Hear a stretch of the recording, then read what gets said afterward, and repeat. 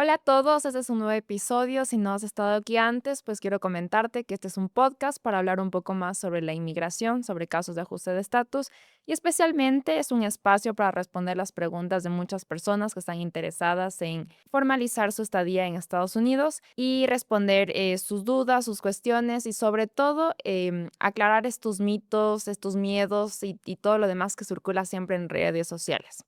El día de hoy estamos con Marta Benavides. Si no la conocen, pues ella es una experta en casos de inmigración. Ella es fundadora de MBO Immigration LLC. Ya lleva largos años dando ayuda a familias, a parejas que quieren formalizar su estadía. Estamos aquí con Marta Benavides. Siempre es un gusto tenerte aquí. Bienvenida, Marta. Muchas gracias, Helen. De verdad estoy muy emocionada de poder compartir este episodio contigo.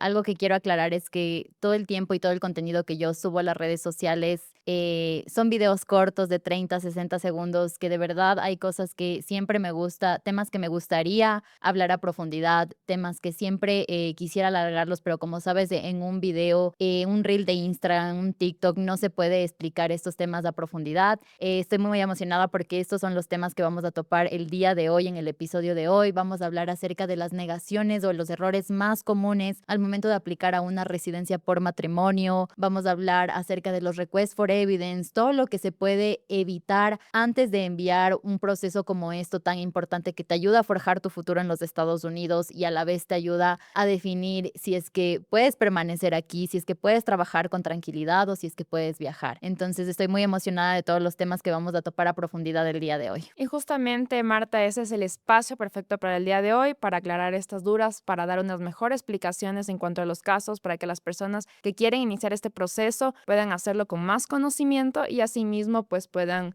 solventar cualquier duda, especialmente como había comentado, en redes sociales circula muchísima información, a veces la incorrecta. Entonces el día de hoy estamos aquí para eso. Marta nos va a ayudar un poco más explicándonos y el tema que queremos empezar tratando es una pregunta muy importante que generalmente nos hacen las personas. ¿Por qué niegan tantos procesos o cuál es la razón principal? A ver, primero quiero tomar el tema de que existen varias razones por las que USCIS puede negar o puede aprobar un proceso migratorio. En la mayoría de los casos, esto se pudo haber evitado mucho antes de enviar un proceso. Quiero aclarar esta parte muy fundamental y es porque al momento de empezar un proceso tan importante como aplicar a una residencia por matrimonio, hay varias personas y yo quiero aclarar esto porque yo comparto mucha información. Toda la información que nosotros compartimos son de redes sociales, pero nuestro manual siempre para ayudar a todos los inmigrantes es las fuentes oficiales de USCIS. Entonces, hay muchos casos que se pueden evitar que sean negados desde un inicio solo por la información que USCIS nos comparte a través de sus páginas oficiales. Entonces, te quiero poner un ejemplo. Hay personas que aplican a una residencia por matrimonio o aplican a un proceso al que nunca tuvieron que haber aplicado porque tal vez no estaban calificados para hacerlos y esa es una razón de negación. Hay personas que apresuran su proceso y piensan que por apresurar su proceso este va a ser mucho más rápido y les falta documentos, les falta evidencia. Cuando van a la entrevista no van preparados, entonces eso es otra señal para que les puedan rechazar su proceso. Entonces hay muchas partes que tenemos que desglosar del por qué viene este tipo de rechazos y sobre todo cómo evitar este tipo de rechazos, porque hay que tomar en cuenta que USCIS nunca te va a rechazar un caso de la nada, siempre te va a dar una oportunidad, siempre te va a enviar un request for evidence para que tú puedas responder a lo que ellos te están pidiendo. Entonces hay varios de estos puntos que nosotros tenemos que desglosar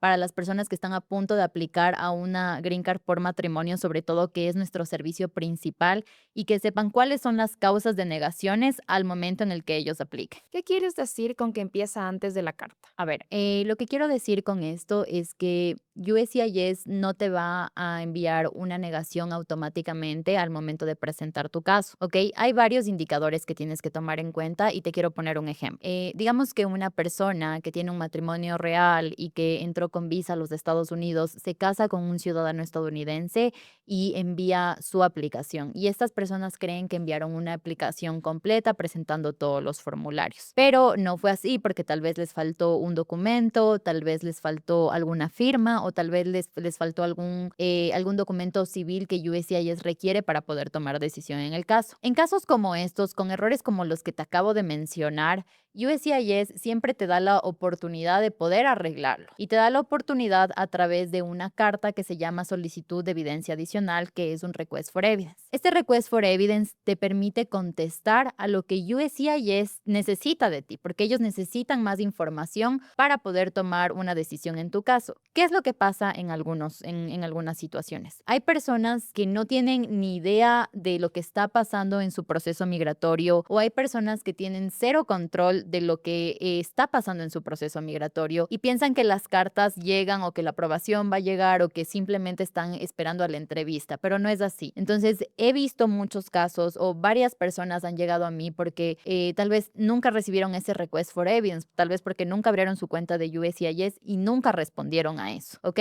Entonces, eso puede desatar a una negación si no respondes con lo que ellos te están pidiendo. Entonces, como te explico aquí, son errores que se pueden evitar desde mucho antes de enviar tu paquete. Entiendo, sí, es muy típico que pasen esto, los errores más grandes, pues podamos siempre estar atentos, pero siempre los más pequeños y minuciosos son los que no se nos pasan. En cuanto a eso, ¿qué errores son los más comunes que la gente nunca nota y especialmente cuando ya está? A ver, te quiero hablar de los 6 errores más comunes que pasan en estos procesos migratorios. Te digo que son los más comunes porque son los más usuales, los que más me llegan a mí. Y vamos a hablar específicamente de los casos de green cards por matrimonio, errores en paquetes de ajuste de estatus de personas que tienen una entrada legal, ningún tipo de récord criminal y casados con ciudadanos estadounidenses. Errores que se pueden evitar desde un inicio. El error número 1 es el tema de las firmas. Yo sé que parece un poco contradictorio porque obviamente si envías un proceso de estos tienes que firmar, pero aunque no lo creas, hay varias personas que tienen todo su expediente completo y tienen todos los documentos listos, pero se olvidan de firmar los formularios. Entonces, por ejemplo, si tú no envías firmado el I-130, el I-485, lo más seguro es que USCIS te rechace o te devuelva el paquete completo. Número 2, otro de los errores más comunes es los exámenes médicos. Hay personas, hace mucho tiempo, esto cambió en enero del 2025, las personas podían enviar sus exámenes médicos después, o sea, esperaban a que ellos soliciten el tema de los exámenes médicos. Ahora esto ya no está pasando, porque básicamente lo que USCIS te obliga es a adjuntar los exámenes médicos desde un inicio en tu paquete. Entonces, eso también es un error que se puede evitar. Otro de los errores más comunes es el tema del joint sponsor, ¿ok? O el tema del sponsor, no enviar las transcripciones completas, que eso te puede desatar a un request for evidence. Otro error también común es el tema del formulario I-130A. Este es un formulario que viene anclado al formulario I-130, entonces las personas piensan que este formulario no es obligatorio, pero sí lo es. También te desata un request for evidence y si no sabes cómo responderlo, te van a negar. ¿Ok? Número 5, el tema de los documentos civiles o demostrar que tienes una entrada legal a los Estados Unidos. Para el I-485 esto es esencial. Lo pueden hacer a través de pasaportes, visas y 94. Si no envías esto, también puede causar confusión al momento en el que quieran tomar decisión en tu caso. Y la número 6, una de las más comunes, las respuestas de la carga pública. Si no sabes cómo responder esas respuestas, puede que te devuelvan el paquete, puede que te envíen un request for evidence y si no sabes cómo responder a esas preguntas acerca de la carga pública, tomando en cuenta que ahora están mucho más estrictos en eso desde la anterior semana, porque subieron un nuevo documento en donde van a hacer más verificaciones. Si no sabes cómo responder a eso, también te puede llevar a un rechazo de tu paquete, que te devuelvan el paquete, un RFE, y si no respondes de ese RFE, a que te cancelen el proceso. Entiendo. Y en cuanto a esto, especialmente la gente siempre se pregunta, ¿qué es lo que revisa el USIS? Por ejemplo, en cuanto a la carga pública, en cuanto a documentos a presentar, información que proporcionan, siempre hay dudas, ¿no? En cuanto a proporcionar toda la información, Luego esto me verifican, hay documentos, como pueden darse cuenta, ¿qué pasa? Algo que siempre preguntan es, ¿qué pasa si me cambio de domicilio? Si ya señalé este domicilio y estoy por cambiarme de casa. Todas esas preguntas siempre son como, tienen miedo en cuanto a que esto pasa o les pasa alguna situación de esta mientras su proceso está en trámite. Una vez que ya envían el proceso, evidentemente va a haber muchas preguntas que no sabes qué va a pasar con tu caso, qué pasa cuando ya envías tu proceso, ya sea que lo enviaste físico, ya sea que lo enviaste online. Entonces, esas son como varias preguntas que a todas las personas van a salir al momento en el que inician estos procesos. Pero, por ejemplo, lo que yo siempre les digo es nunca asumir nada, ya que hay varias, hay redes sociales, hay grupos en Facebook, grupos en WhatsApp, en donde cada persona comparte su experiencia. Entonces, lo que nosotros siempre decimos de siempre guiarse de las fuentes oficiales. Por ejemplo, si te cambias de dirección y no sabes qué hacer porque te cambias de dirección y las personas entran en pánico porque piensan que no se pueden cambiar, que se van a quedar estancadas en el proceso, que las cartas se las van a perder. USCIS te da indicaciones muy claras de cómo cambiar tu domicilio. Entonces, por eso es importante informarte al momento de iniciar este proceso. Entonces, en la página de USCIS, ellos te explican cómo tienes que cambiar tu domicilio, que tienes 10 días para hacer. Te van a llegar las notificaciones para que te abras tu cuenta de USCIS. Te van a llegar códigos y las indicaciones en las cartas también son muy claras. Entonces, durante todo este proceso, como te explico, siempre van a salir todas estas preguntas que USCIS directamente en la página te las puede responder.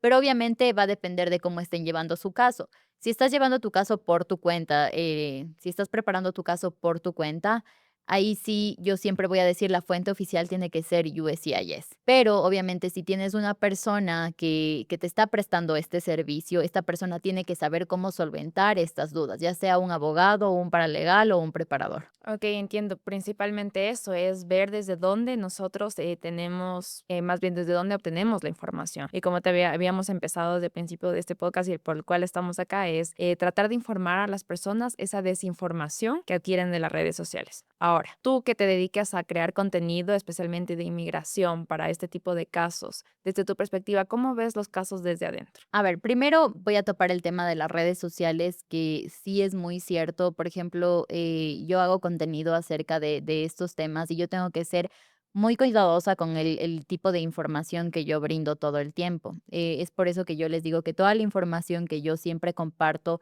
en redes sociales es verificada, es directamente de las páginas oficiales del gobierno. Pero ese es el problema, que como yo mencioné en un inicio, lastimosamente los videos que yo comparto o que otros creadores comparten puede ser de 30 o 60 segundos, que no te da a profundidad el tema que todos quisieran saber. Pero ¿qué es lo que pasa? Que hay veces que las personas o los aplicantes únicamente se dejan llevar por esa información, pero no investigan un poco más, ¿ok? Entonces, es lo que yo repito en mis videos todos los días, ¿no? Damos asesoría legal, toda la información que yo estoy dando la pueden verificar de las páginas oficiales.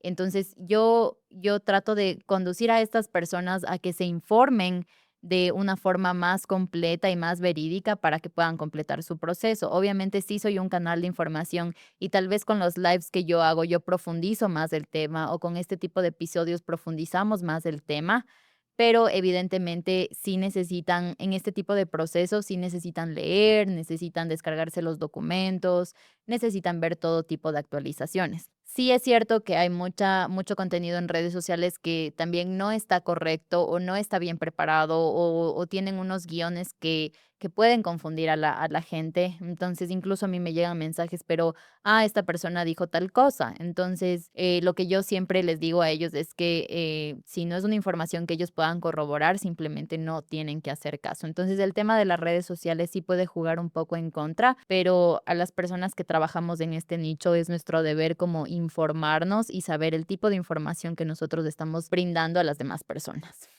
Y también pasa, ¿no?, que muchas personas comparan los procesos contra un amigo contra un familiar. En cuanto a esto, ¿tú has visto algún caso afectado directamente por ese tipo de cosas? Sí, y es algo que yo lo veo todo el tiempo, incluso por los testimonios que yo comparto. Yo en mis redes sociales siempre comparto testimonios de aprobaciones de Green Cards por matrimonio. Sobre todo en este tiempo y en el mes de julio tuvimos muchísimas aprobaciones, pero aclarando que cada caso es totalmente diferente. Hemos tenido residencias aprobadas en 3 meses, hemos tenido residencias aprobadas en 4 meses, otras en 6 meses, en 8 meses, incluso un año. Los tiempos de USCIS son diferentes para cada persona y va a depender muchísimo de la carga laboral que ellos tengan, de la oficina en donde estén, en donde esté su caso y del estado en donde estén aplicando. Entonces, lo que sí me ha pasado muchísimo es que, por ejemplo, yo comparto este tipo de testimonios de residencias, es para darles un aliento a las personas, como darles una esperanza y que vean que las aprobaciones siguen pasando todo el tiempo. Pero algo que sí me ha pasado es que, por ejemplo, llegan a mí y dicen como, no, yo sigo esperando hace 4 meses, pero yo veo que a un cliente tuyo le aprobaron en 3 meses. Entonces, eso es lo que yo tengo que explicar y lo que siempre explico en nuestras reuniones iniciales, que nosotros no controlamos los tiempos de USCIS. Este es un proceso administrativo en donde nosotros ayudamos a completar la información con todos los documentos que el cliente nos envía, pero como tal nosotros no asesoramos legalmente y no controlamos los tiempos de USCIS porque eso depende únicamente por parte de las oficinas y de los oficiales. Y sin revelar identidades, ¿qué patrones son los más comunes que la gente repite una y otra vez? Bueno, algo muy común que pasa todo el tiempo en el tema de los de casos de green cards por matrimonio. Primero yo te podría decir que el tema de las evidencias, y esto me pasa muchísimo, que por ejemplo las personas piensan que solo con fotografías de tu relación es suficiente para demostrar que tu matrimonio es real. Este es un patrón que, que sigue muchísimo en varios casos, que como te digo, las personas piensan que con eso es suficiente para demostrar que tienes un matrimonio real, pero lastimosamente no.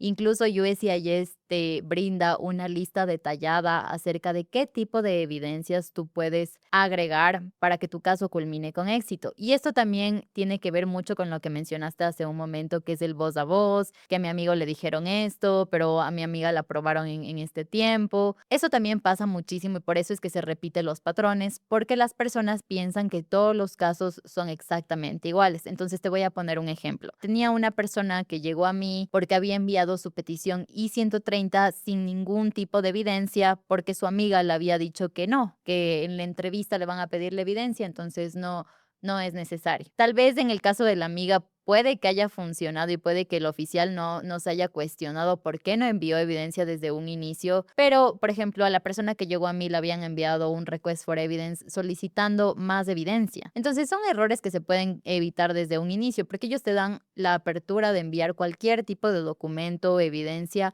al inicio de tu caso y no es necesario alargarlo hasta que te envíen un RFE. Listo, y en cuanto a eso también, ¿cuál sería la diferencia? Yo sé que no, no controlamos los tiempos del USAGES, pero ¿cuál sería la diferencia en casos que sí se atienden muy rápido y otros que se demoran meses? Ya, como te había explicado desde un inicio, los tiempos son algo que no se controlan, pero ahora que estamos abordando más el tema de los errores, del tema de los requests for evidence, entonces te voy a poner el ejemplo de dos casos de dos personas. Por ejemplo, una que tal vez no envió una firma o una persona que no envió todos los documentos y las evidencias completas.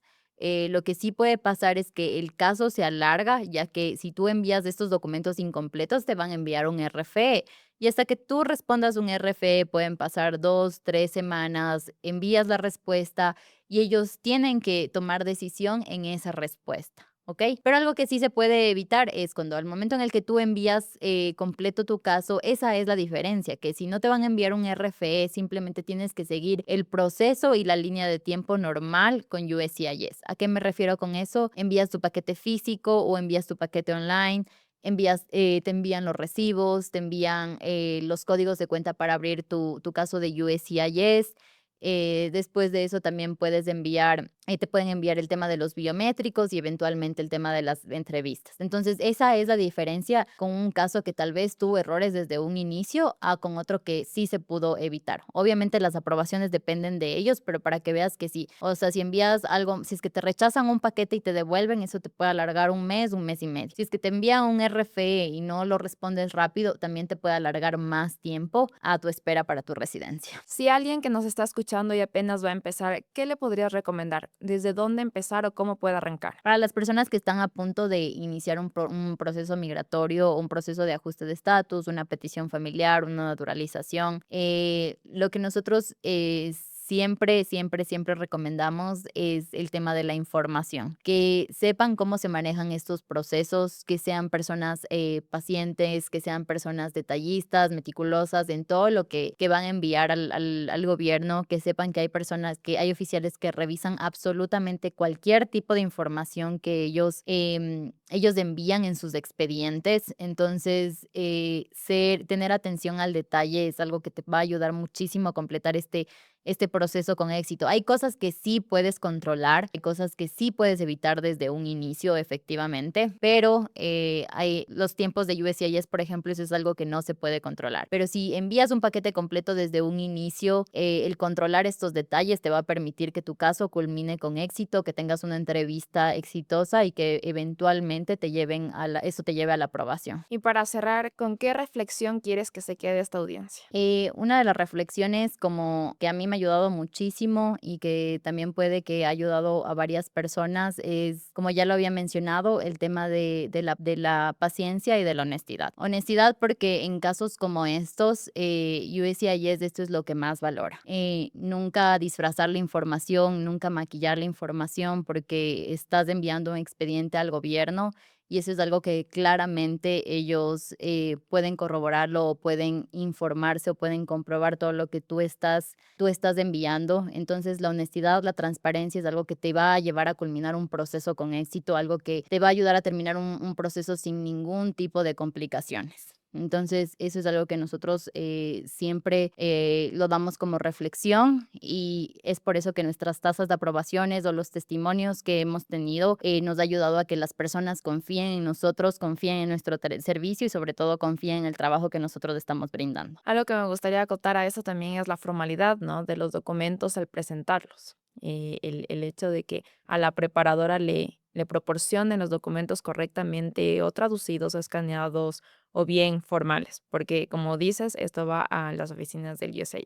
Sí, sobre todo eso, sobre todo las personas que, ya sea que trabajen con preparadores, ya sea que trabajen con paralegales o ya sea que hagan por su cuenta, tú sabes que la información que se colecta, la persona que brinda la información es el peticionario o el aplicante. Nuestro trabajo en estos casos es brindar el servicio de llenar todo con la información que el cliente nos proporciona, ¿ok? Entonces, es por eso que nosotros siempre decimos que tienen que ser muy detallistas con toda la información, en lo absoluto, con todo lo que ellos nos dan, y de esta forma tener documentos bien escaneados, evidencia fuerte que te ayuda a demostrar que sí tienen un matrimonio real, los documentos civiles, que son los documentos más importantes, y no omitir ningún tipo de detalle. Por ejemplo, hay personas que dicen como yo tuve 3 divorcios anteriores, ¿para qué los voy a mencionar? No, o sea, se tiene que mencionar. O yo tengo hijos aquí en los Estados Unidos y tengo más hijos en mi país, solo les voy a poner a mis hijos en Estados Unidos. No. O sea, hay información que las personas piensan que se tiene que omitir, pero no, efectivamente en casos como estos, todo este tipo de información tiene que ser como un libro abierto y sobre todo documentarlo detalladamente en los formularios. Muchas gracias, Marta, por toda la información. Igual, muchas gracias a todo el público que nos escucha. Si ustedes están interesados en empezar su caso de ajuste de estatus, si conocen a alguien o simplemente su proceso ya está en trámite y quieren contar con la mejor herramienta que siempre será la información, quédense con nosotros, escuchen nuestros episodios que estaremos solventando aquí todas sus dudas.